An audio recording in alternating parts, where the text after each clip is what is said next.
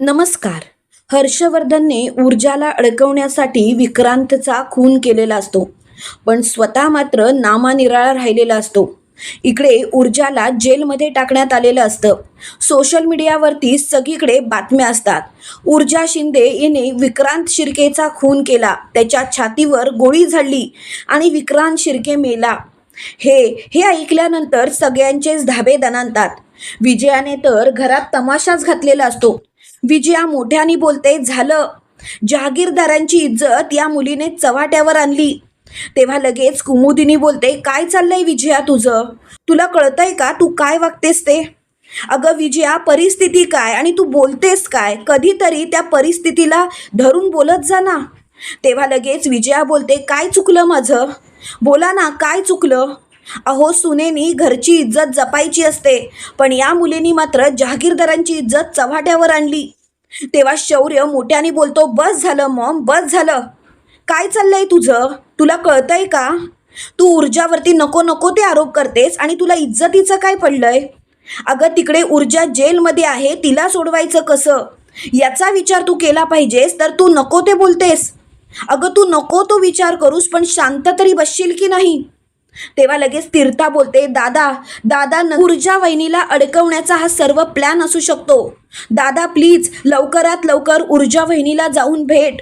तेव्हा लगेच कुमुदिनी बोलते, शौर्य शौर्य ही शत्रूची चाल सुद्धा असू शकते ऊर्जाला अडकवण्यासाठी. तेव्हा लगेच शौर्य बोलतो, कितीही शत्रूला चाली खेळू देत, पण हा शौर्य जहागीरदार त्याला पुरून उरेल. त्याला माहिती नाहीये हा शौर्य त्याच्या ऊर्जासाठी काय काय करू शकतो ते. तेव्हा लगेच हर्षवर्धन मोठ्याने बोलतो, शौर्य थांब. कुठे चाललास तू? तुला कळतंय का? तू जर का आता बाहेर गेलास तर मीडियावाले तुला घेरतील आणि तुला नको नको ते प्रश्न विचारतील, प्रश्नांचा भडीमार करतील. त्यावेळेला तू काय करणार आहेस शौर्य? त्यावेळेला लगेच शौर्य बोलतो, डॅड डॅड तुम्ही काय बोलताय? अहो स्वतःची सून तिथे जेलमध्ये आहे. तुम्ही एक नामांकित वकील आहात. तुम्ही काहीतरी प्रोसेस सुरू करायला पाहिजे होती, पण तुम्ही मात्र शांत राहायला सांगताय. डॅड काय आहे ना, मला आता सगळ्यांचे रंग दिसायला लागलेत. तेव्हा कुमुदिनी बोलते, हर्षवर्धन मीडियावाल्यांच्या प्रश्नांना उत्तरं द्यायला होतील म्हणून ऊर्जाला तिकडे एकटं जेलमध्ये सोडायचं का? हा तुझा विचार आहे का हर्षवर्धन? असा जर का विचार असेल ना, तर विचार मनातून काढून टाक हर्षवर्धन, कारण तुझ्या या विचारांची मला कीव येते. आणि राहिला प्रश्न शौर्याचा, तर शौर्यासोबत मी जाणार आहे. मीडियावाले जे प्रश्न विचारतील ना, त्या प्रश्नांची उत्तरं द्यायची माझी धमक आहे, कारण माझ्या नातसुनेवरती पूर्ण विश्वास आहे. ती कधीच कोणाला मारू शकत नाही. आणि त्याच वेळेला कुमुदिनी शौर्याचा हात पकडते आणि शौर्याला म्हणते, चल शौर्य. आणि ती दोघंही तिथून जातात. त्यावेळेला मात्र हर्षवर्धनला खूपच राग आलेला असतो. हर्षवर्धन मोठ्याने बोलतो, काय चाललंय काय या घरात? का सर्वजण असं वागतायत? माझ्या विरोधात जाऊन सगळ्यांना काय मिळतंय? अरे मी सुद्धा या घरचाच भाग आहे ना. या घराचं भलं कशात आणि कशात नाही हे मला सुद्धा कळतं ना. तेव्हा लगेच तीर्था बोलते, डॅड या घराचं भलं ऊर्जा वहिनी घरात येण्यातच आहे. डॅड तुम्ही असा का विचार करता? डॅड प्लीज माझ्यासाठी तरी ऊर्जा वहिनीला घरात आणा. तेव्हा लगेच हर्षवर्धन बोलतो, तीर्था तीर्था अगं काय बोलतेस तू? काय चाललंय काय तुझं? तीर्था जरा शांत बसशील? आणि सारखं सारखं ऊर्जा ऊर्जा ऊर्जा बंद करा आता. काय केलंय तिने बघितलं ना. त्यावेळेला लगेच आदित्य बोलतो, डॅड म्हणजे तुमचा सुद्धा या गोष्टींवरती विश्वास आहे? म्हणजे ऊर्जानेच विक्रांतला गोळी झाडली आणि मारलं? त्यावेळेला लगेच हर्षवर्धन बोलतो, सोशल मीडियावरती बातम्या दाखवतायत ऊर्जाच्या हातात बंदूक आहे, तो विक्रांत खाली रक्तबंबाळ होऊन पडलाय. अरे एवढे सगळे पुरावे असताना सुद्धा विश्वास कोणावरती ठेवायचा? सांग ना, कोणावरती ठेवायचा आदित्य?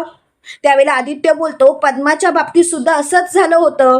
पद्माच्या बाबतीत जे पुरावे दिसले होते ते पुरावे गायब करण्यात आले होते आणि नको त्या गोष्टी रचण्यात आल्या होत्या, बरोबर ना डॅड?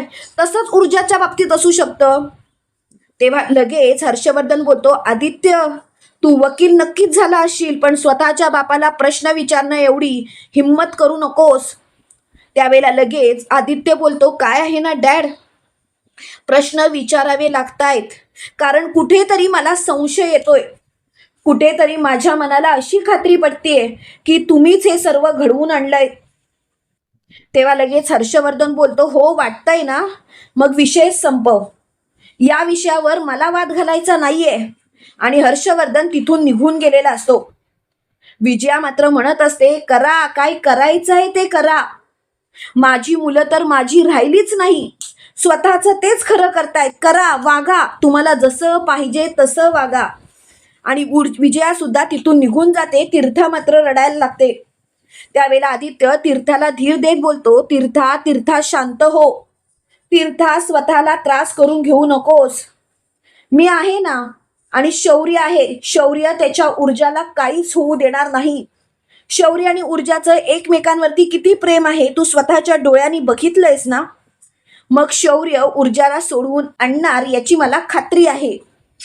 त्यावेळेला खूपच आनंद तीर्थाला झालेला असतो. तर पूर्वाने त्या बातम्या ऐकलेल्या असतात आणि पूर्वाला खूपच मोठा धक्का बसतो.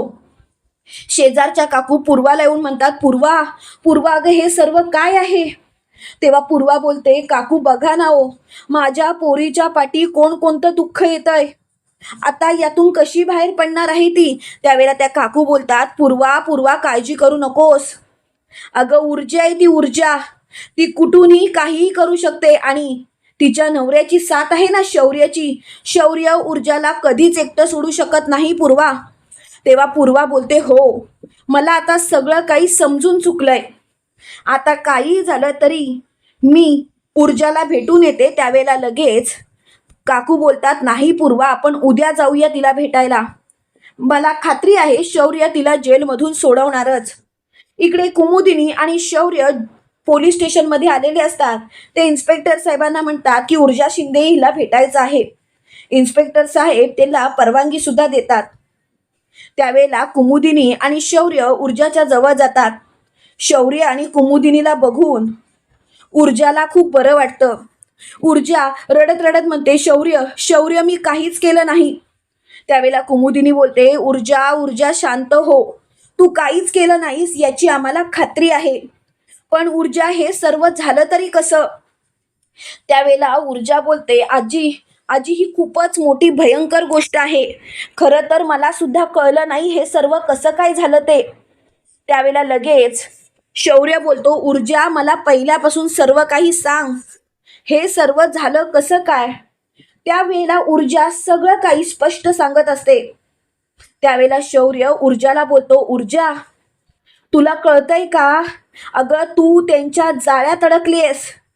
अगं त्या सुशीलाताईंनी तुला दिवसा त्या फॅक्टरीत जायला सांगितलं नाही, तर रात्री त्या फॅक्टरीत जायला सांगितलं. त्यांनी काय सांगितलं, तर असे धंदे रात्रीचे होतात. ऊर्जा तुला अक्कल पाहिजे होती. तू तिथे एकटी कशी काय गेलीस.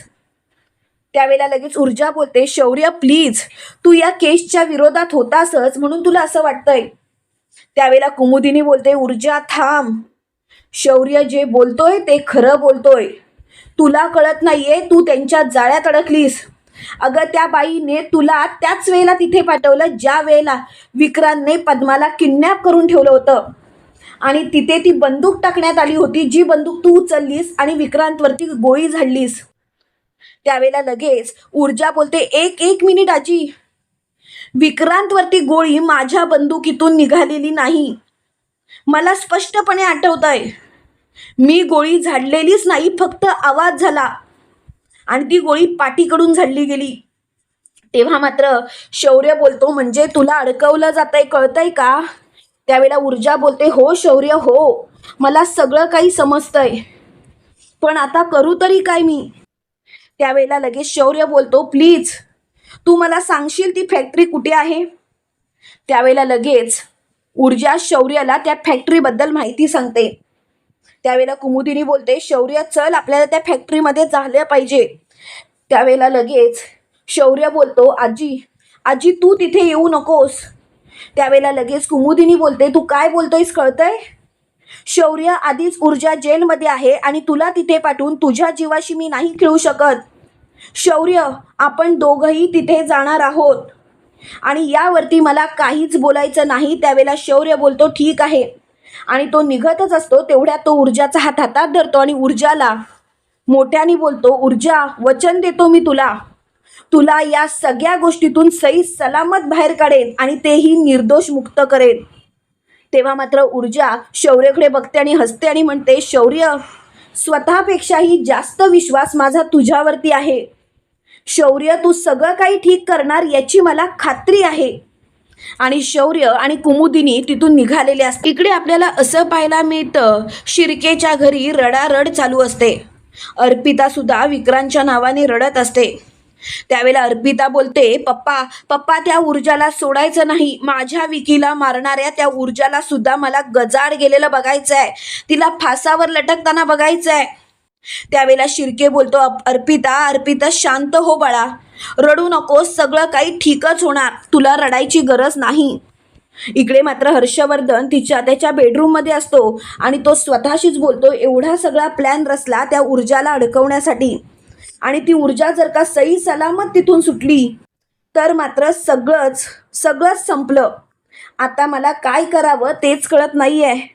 पण मला सगळ्या गोष्टी नीट सावरल्या पाहिजेत, कारण शौर्य आणि जर का आईसाहेब या गोष्टींमध्ये पडल्या तर मात्र शौर्य माझ्यासारखाच तिरका विचार करणार याची मला खात्री आहे. तेवढ्या तिथे विजया आलेली असते आणि विजया बोलते, बसा, तुम्ही शांतच बसा. ती सून आहे ना तुमची, ती आपली इज्जत चव्हाट्यावर आणायला टपलेलीच आहे.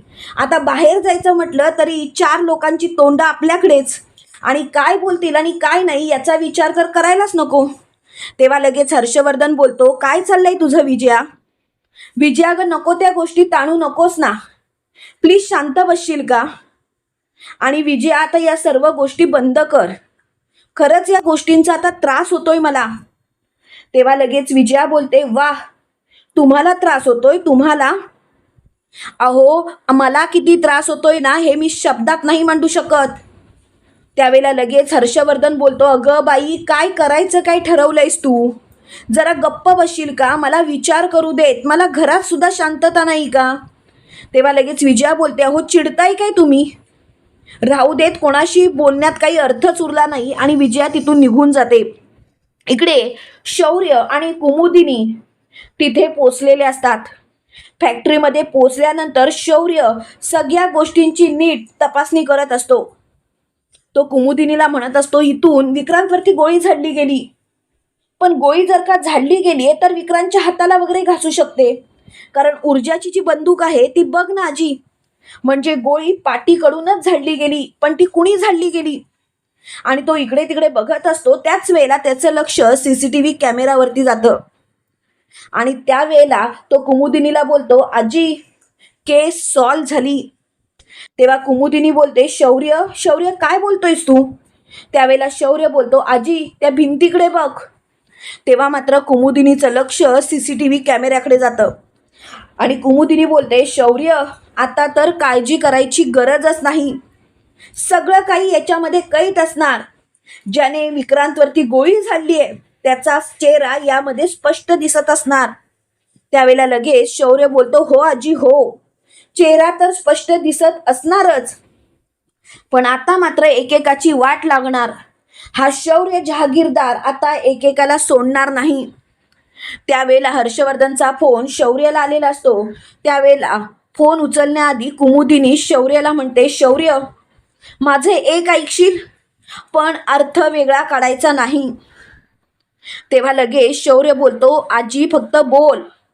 त्यावेळेला कुमुदिनी बोलते, शौर्य, मी एवढंच सांगेन, हर्षवर्धनला कोणत्याच गोष्टी कळता कामा नयेत. आपण काय करतोय, काय नाही, काय शोधतोय, काहीही त्याला समजता कामा नये. तेव्हा लगेच शौर्य बोलतो, पण आजी असं का बोलतेस? डॅड आपल्याला मदतच करतील. त्यावेळेला कुमुदिनी बोलते, नाही शौर्य, तुझ्या डॅडच्या मनात ऊर्जाबद्दल किती राग आहे हे तुला माहिती आहे, आणि ऊर्जाला जर का अलगद तुझ्या आयुष्यातून बाजूला करता येत असेल, आणि त्यासाठी जर का त्याला या केसचा फायदा होत असेल, तर हर्षवर्धन तो फायदा उचलणार. त्यावेळेला लगेच शौर्य बोलतो, म्हणजे आजी? त्यावेळेला लगेच कुमुदिनी बोलते, हर्षवर्धन कसा आहे हे मला चांगलंच माहिती आहे. शौर्य, अरे तुझ्यापेक्षा कितीतरी पावसाळे मी भरपूर बघितलेत, आणि हर्षवर्धन सारख्या माणसाला मी चांगलंच ओळखून आहे. तेव्हा मात्र शौर्य बोलतो, आजी तू सांगितलंस ना, मी डॅडला काहीच कळू देणार नाही. आणि शौर्याने हर्षवर्धनचा फोन उचललेला असतो. त्यावेळेला हर्षवर्धन शौर्याला बोलतो, शौर्य कुठे आहेस तू? त्यावेळेला शौर्य बोलतो, डॅड काय झालं, तुम्ही फोन का केलात? त्यावेळेला हर्षवर्धन बोलतो, काही नाही, अरे कुठे आहेस तू? ऊर्जा बरी आहे ना? त्यावेळेला शौर्य बोलतो, डॅड सगळं काही ठीक आहे, आम्ही आता पोलीस स्टेशनमधूनच निघतोय घरी येण्यासाठी. त्यावेळेला हर्षवर्धन बोलतो, ठीक आहे लवकर ये, मी वाट बघतोय. आणि त्यांनी फोन ठेवलेला असतो. इकडे शौर्य कुमुदिनीला बोलते, आजी फक्त तुझ्या बोलण्यावरून मी शांत राहिलो, नाहीतर मी सर्व गोष्टी सगळ्यांना सांगितल्या असत्या. त्यावेळेला लगेच कुमुदिनी बोलते, नाही शौर्य, आता आपल्याला एक एक पाऊल जपून वापरावं लागणार, कारण मला पूर्णपणे खात्री आहे शिर्केची केस नामांकित ॲडव्होकेट हर्षवर्धन जहागीरदारच घेणार, ऊर्जाच्या विरोधात उभं राहणार. आणि म्हणूनच आपल्याला सगळ्या गोष्टी हर्षवर्धनच्या न कळत जपून ठेवत आपल्याला सगळ्या गोष्टींचा पर्दाफाश करायचा आहे, कळतंय का तुला? तेव्हा मात्र मोठ्यानी शौर्य बोलतो, आजी मला सगळ्या गोष्टी समजतायत, सगळं काही कळतंय मला, आता काळजी करायची गरज नाही. आता एक घाव दोन तुकडे करायची वेळ आली आहे, मग समोर डॅड असले तरी सुद्धा मी घाबरणार नाही. इकडे शौर्य कुमुदिनी घरी आलेले असतात. त्याच वेळेला हर्षवर्धन शौर्य जवळ जातो आणि शौर्यला बोलतो, काही मिळाले का पुरावे? त्यावेळेला शौर्य बोलतो, डॅड तुम्हाला एवढी उत्सुकता का आहे? त्यावेळेला लगेच हर्षवर्धन बोलतो, अरे तसं नाही, तुम्हाला मी किती स्ट्रिक्ट वाटलो असतो ना तरी सुद्धा मला सुद्धा घरच्यांची काळजी आहे. तेव्हा कुमुदिनी बोलते, खरंच खरंच तुला घरच्यांची काळजी आहे हर्षवर्धन, पण काळजी करू नकोस, ऊर्जाला सोडवण्यासाठी मी आणि शौर्य अगदी ठामपणे उभी आहोत तिच्या पाठीशी. आणि लगेच ती दोघं तिथून निघूनही जातात. त्यावेळेला हर्षवर्धन स्वतःशीच बोलतो, ही दोघं मला नक्की काय करतायत याचा थांग पत्ता लागू देत नाहीयेत, यांना माझ्यावर संशय आलाय का? तुम्हाला काय वाटतं मित्रांनो? CCTV कॅमेरा तर शौर्य आणि कुमुदिनीने बघितलाय, पण त्या CCTV कॅमेरामध्ये विक्रांतवर गोळी झाडणारा हर्षवर्धन कैद झाला असेल का? कमेंट करून नक्की कळवा. आणि असेच मालिकेंचे नवनवीन अपडेट पाहण्यासाठी व्हिडिओला लाईक आणि चॅनलला सबस्क्राईब करायला विसरू नका. थँक्यू.